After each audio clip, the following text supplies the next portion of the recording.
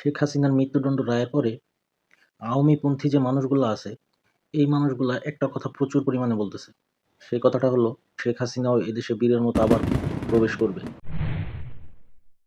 ১৯৭১ সালের ৪ঠা ডিসেম্বর পাকিস্তানি আদালতে শেখ মুজিবুরের মৃত্যুদণ্ডের রায় হয়েছিল, যদিও সেটা গোপনে।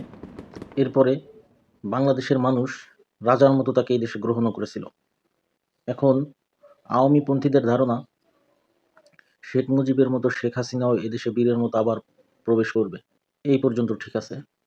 যেই দেশের মানুষ শেখ মুজিবকে রাজার মতো গ্রহণ করেছিল এদেশে, সেই দেশের মানুষই আবার শেখ মুজিবের শেষ পরিণতি কি করেছিল সেটাও তো বলতে হবে। শেখ মুজিবের মৃত্যুদণ্ডের রায় হয়েছিল পাকিস্তানি আদালতে, আর এটা বাংলাদেশ, যেখানে শেখ হাসিনার মৃত্যুদণ্ডের রায় হয়েছে। যেই দেশ শেখ মুজিবকে রাজার মতো গ্রহণ করেছিল, সেই দেশই শেখ মুজিবের শেষ পরিণতি কি করছে সেটাও একটু দেখতে হবে। শুধু রাজার মতো প্রবেশ করলেই হবে না। রাজার বেশে অনেকেই আসে, কিন্তু রাজা হয়ে সবাই মরতে পারে না।